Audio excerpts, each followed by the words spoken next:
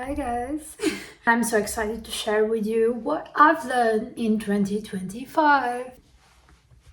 Prioritizing healthy food and good balance. I thought I needed to change completely my meals and only be like healthy. I only eat healthy food. But being healthy is kind of subjective, right? If I don't like what I'm tasting right now, the probability of keeping it for the next days it's quite low. Here the idea is to actually prioritize liking what you are tasting, the food, the healthy food you put on your plate. I talked with a friend and told me that he didn't care about the food he put on his body because the food is only as a fool. But let's be honest, for me I love food and I love to have my shit days, let's say. I love to feel that I'm living my life. I'm not going to stop eating carbs forever. I mean, I love pasta, so that's not healthy for me. For my mind, having this on my mind, like I need to be constantly eating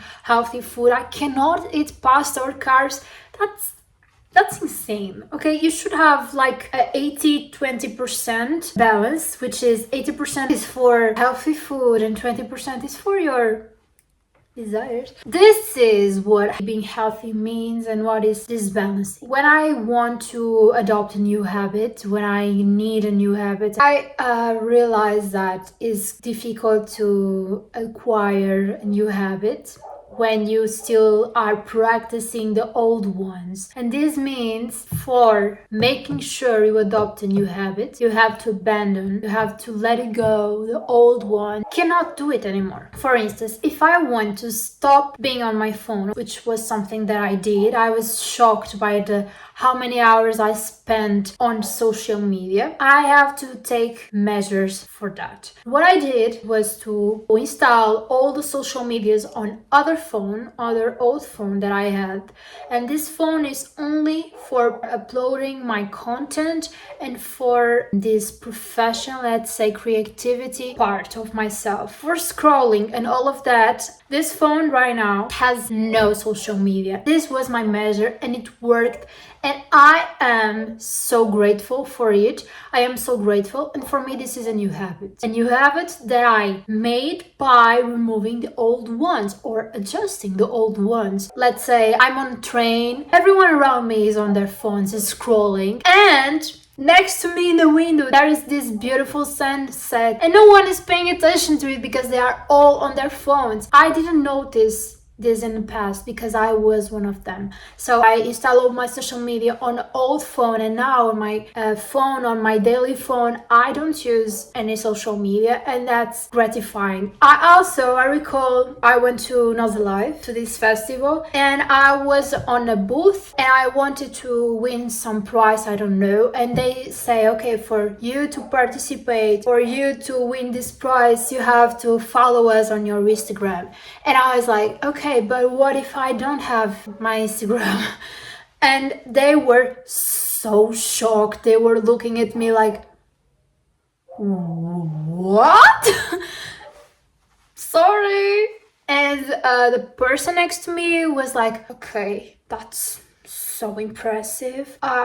I only have social media because of my son. It shouldn't be something abnormal, you know? It should be something that is okay to have or not. I feel this nowadays that if you don't have any social media, probably you are going to be judged. I felt it, but I just live. That's not the environment I want myself to be. I start notice difference. I'm less tired, more concentrate, and I have more time for myself and more time to do a lot of habits, which is something that people ask me constantly. Clara, how do you have time for everything you do? And I tell them, I'm a proactivity. I read about proactivity in a book. It's basically when you have this range of time and you are doing two things at the same time. Let's say I'm going to take a bath. While the water is warming, I can clean the bathroom. You know what I mean? For instance, I'm on my car. I really want to learn about something and I put the podcast on. When you have a dead time because you are waiting for something, you can do other things and optimize your time. Since I don't have social media on my phone, I don't spend like 2 hours on my phone on social media, which is a lot. You know, it's kind of hypocrite if you say I don't have time for chasing my dreams or for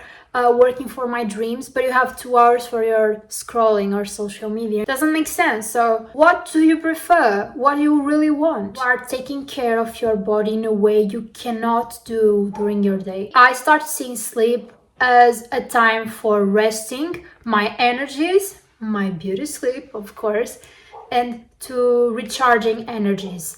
Also, I start seeing my mind and body as a little battery. Let's say I have 100% of battery. If I spend all my days working so hard, like 10 hours per day, sleeping like 5 hours, my battery is going to go for zero because I'm not resting, I'm not doing the right balance. Changes is important to define slopes where you are working, slopes where you are resting, and see resting as a complement, as a boost for your productivity and for your creativity and for you being yourself and feeling okay with yourself, which is essential and the key for success. Other thing that I start accepting is the fact that I like to do different sports. I love it. I love to feel energized. I love to feel stretched. I love to feel strong, to feel powerful, to feel that I can achieve my goals that day. And I know a lot of people that only do the sports that are being trending.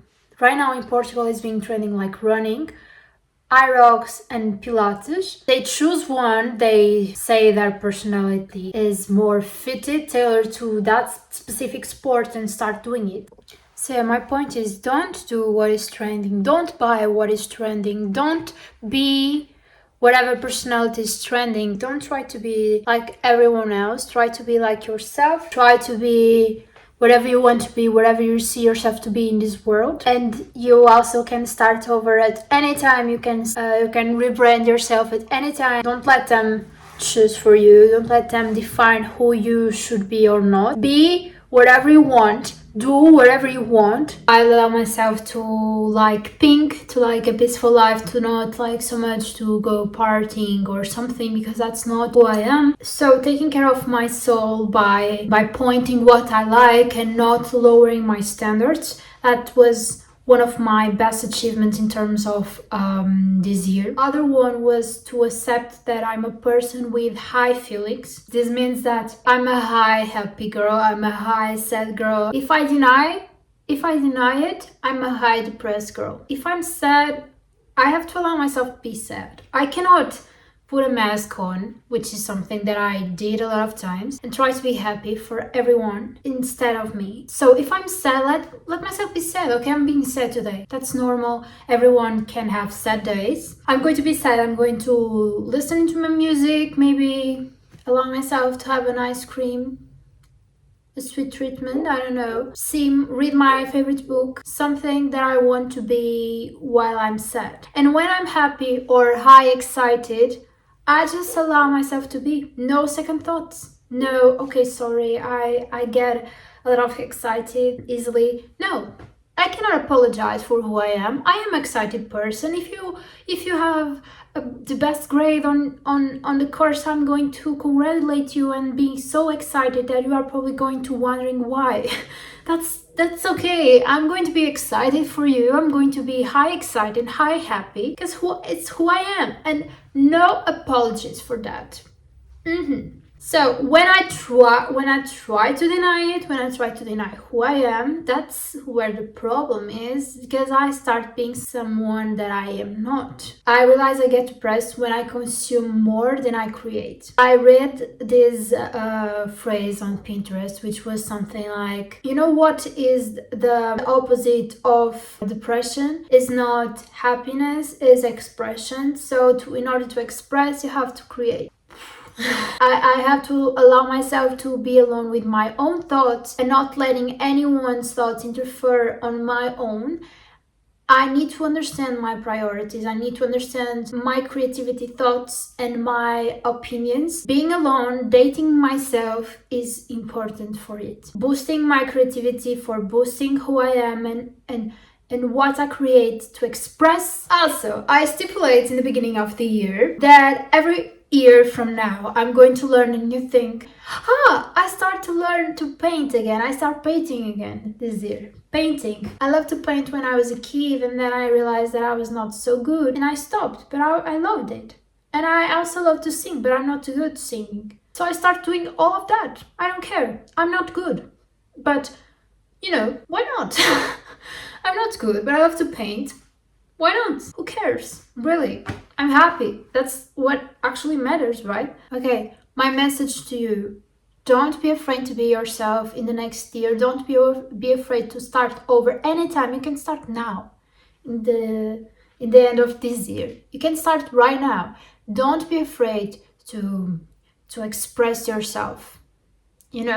Don't be afraid to accept your conditions, your priorities, your standards. Just do it. Go outside, chase your dreams, do it for yourself, and forget about the world. Look more around you. There's so many things beautiful around you, so many things in nature. The sky, the sunsets, the sounds, the feelings. And if you keep yourself being like consuming reels on your phone or consuming fake news, consuming bad energies, you will not evolve. You'll be depressed because you are not expressing yourself and you are not spending time with yourself, with your thoughts, creating and being a good person for you.